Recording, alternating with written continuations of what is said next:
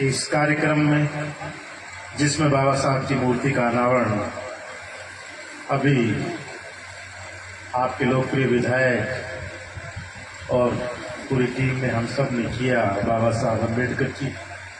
और इस कार्यक्रम में उपस्थित बुढ़ानी जी के अलावा उनकी पूरी टीम, संजय जी प्रधान साहब, मोहन जी आर्य साहब, आदुराम जी हमारे वरिष्ठ नेता, राणा राम जी, सभी मंचासीन अतिथिगण और विशेष रूप से जो आज के आकर्षण भाई प्रताप जी मेघवाल और उनके पूरा परिजन जिन्होंने आज का ये कार्यक्रम आयोजित किया, जिसमें मूर्ति का उन्होंने बाबा साहब की का यहाँ निर्माण करवाया और इसको कार्यक्रम रखा, उनको विशेष रूप से धन्यवाद है कि आपने बाबा साहब की मूर्ति का जो आज यहाँ कार्यक्रम रखा है। बाबा साहब कोई नाम के मोहताज नहीं है, कोई परिचय के मोहताज नहीं है, पर उनकी मूर्ति आने वाले उस पीढ़ी के लिए, आने वाले समाज के लिए जरूर काम करेगी कि वो देखेगी किस तरह से, जब बच्चे देखेंगे बाबा साहब की मूर्ति है या पढ़ रहे हैं, तो उनका किस तरह से योगदान है इस देश के नवनिर्माण में, इस देश के समाज को आगे बढ़ाने में, और विशेष तौर से जो वंचित वर्ग था उस वर्ग को कैसे मुख्य धारा में लाने के लिए जब वो पढ़ेंगे इतिहास तो पता चलेगा कि आज अपन लोग यहाँ पहुंचे तो किस लिए पहुंचे। उन्होंने कमरे का भी निर्माण किया, उसका भी लोकार्पण हुआ, और सबसे बड़ी चीज कि विधायक जी आपने यहाँ 2 रूम पहले बनाए और 2 रूम भी अब बनाए, और रूम नहीं है, वो बड़े बड़े हॉल हैं। एक तरह से उन 4 जो हॉल आपने यहाँ दिए हैं वास्तव में बहुत बड़ी है।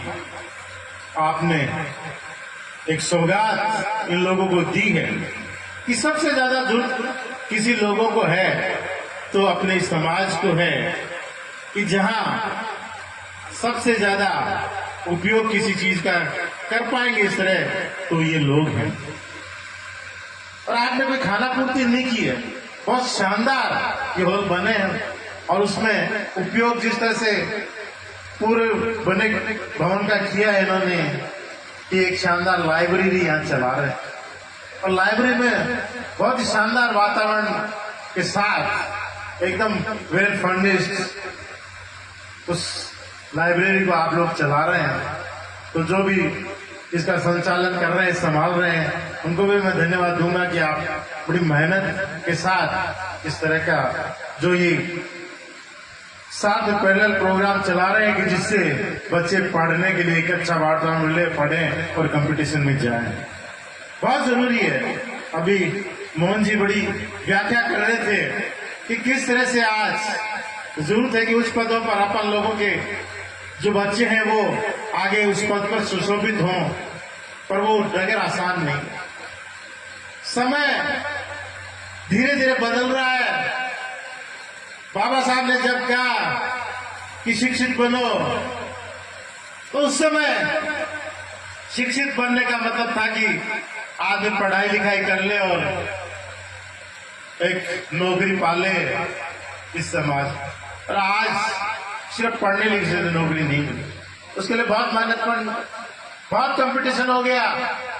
उस समय शिक्षित होते ही सबको पता है कि जो 10वीं 12वीं पढ़ लेता था कम से कम मास्टर की या फौज की या पुलिस की नौकरी में तो जा ही सकता।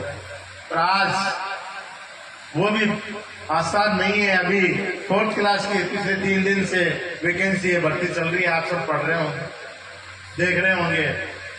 आज क्लास देने हैं और उसमें किस तरह से 25-25 लाख बच्चे उसके तैयारी में लगे हुए थे और अब वो परीक्षा दे रहे हैं।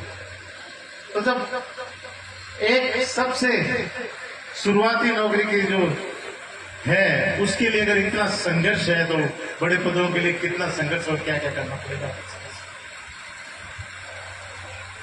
और दूसरी बात, अभी पूर्व वक्ता बता रहे थे, चिंता व्यक्त कर रहे थे कि आगे नौकरी का सिस्टम भी बदलने वाला है, जिस तरह से निजीकरण हो रहा है।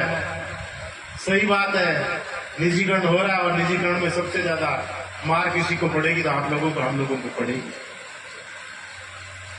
तो उसके लिए अगर अभी से अपन तैयारी नहीं करेंगे तो जो निजीकरण में जो प्राइवेटाइजेशन हो जाएगा और उस नौकरी में अगर अपन दूसरे लोगों के बराबर मुकाबला नहीं करेंगे तो वहां अपन नौकरी कर नहीं पाएंगे, करेंगे तो वो अपन को रख नहीं पाएंगे, बहुत बड़ी मुश्किल का काम है।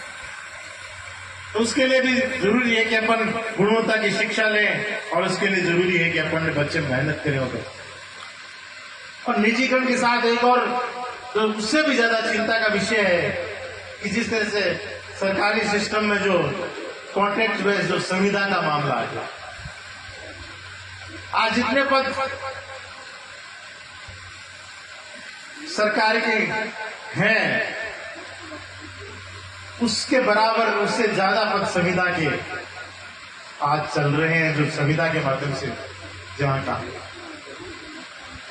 तो एक तो तरह से वो भी चुनौती अपन लोगों के कि संविदा में कोई आरक्षण नहीं है, कोई उसके नियम कायदे विशेष नहीं है। तो स्वाभाविक है कि चिंता जरूर आज के समय में हो रही है कि आने वाले भविष्य में किस तरह से अपन लोग इसमें कर पाएंगे। तो वो तभी हो पाएगा कि जब अपन शिक्षा के साथ अच्छी शिक्षा लें, संघर्ष करें और संगठित रहें।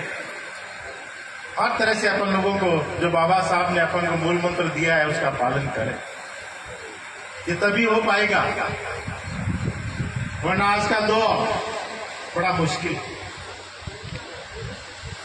अन्य तरफ भी अपन को देखना पड़ेगा कि दूसरे लोग किस तरह से आज इस दौर में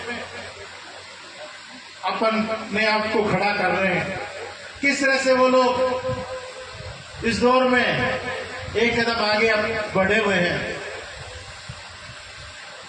उनसे अपन को भी सीख लेनी पड़ेगी, चाहे वो समाज हो, चाहे वो लोग हों, उनको भी देखना पड़ेगा। और बिना मेहनत के है नहीं, वो मेहनत कर रहे हैं, अपन जानते हैं, अपन को भी उनके तरह मेहनत करनी पड़ेगी। मेहनत में अपन को पीछे नहीं है। आज सबसे ज्यादा अगर देखें तो मेहनत मजदूरी करने वालों में अपन लोगों के बच्चे हैं, सबसे ज्यादा मेहनत करते हैं। और हाथ के मेहनत के साथ दिमाग से भी मेहनत करनी पड़ेगी, सोच की भी मेहनत करनी पड़ेगी और संगठित रहने की भी अपन लोगों को मेहनत करनी पड़ेगी, तभी ये होगा। इसलिए मेरा सभी से आह्वान है कि अपन लोग मिलकर जो बाबा साहब का जो संदेश है वो आने वाली पीढ़ी तक पहुंचाएं, आने वाले बच्चों को दें, तभी आज की इस कार्यक्रम उसकी सार्थकता साबित हो। बहुत भव्य कार्यक्रम आज का, बहुत ही शानदार कार्यक्रम बाबा साहब का मूर्ति का जो आज है। और सिर्फ बाबा साहब ने ये नहीं दिया, और भी बहुत से उन्होंने बातें, कुरीतियों की बात थी, रूढ़िवादियों की बात थी, उनसे अपन लोगों को बचना पड़ेगा, उनके भी सोचना पड़ेगा, देखना पड़ेगा कि अपन कहीं ये नहीं हो रहे कि दूसरे समाज की कोई बुराई है, कोई कुरीतियां, कोई ऐसी रूढ़िवादी परंपराएं जो आज के समय में प्रासंगिक नहीं है पर फिर भी अपन धो रहे, कहीं अपन उनको तो नहीं अपना रहे। ये अपन लोगों को देन पड़ा, अपन को सेलेक्टिव होना पड़ेगा, जो अच्छाइयां हैं जो उनको अपनाना पड़ेगा, जो कमियां हैं उनको पहले से अपन बच्चे में तो उनको अब अपनाने के अपन को लोगों को जरूरत नहीं है। आप सब लोग आए इस कार्यक्रम में, सबका मेरी तरफ से बहुत बहुत आभार है। विशेष तौर से बुढ़ाने जी का, प्रधान जी का विशेष तौर से आभार कि इन्होंने मुझे इस कार्यक्रम में आमंत्रित किया, बुलाया और आप लोगों से रूबरू होने का मौका दिया। उनका विशेष तौर से मैं धन्यवाद देता हूं। पुनः मेरी तरफ से आयोजकों का और जो प्रताप सिंह जी और उनका परिवार जिन्होंने इस कार्यक्रम की रूपरेखा गढ़ी है, उनका विशेष रूप से आभार है, धन्यवाद है। जय हिंद।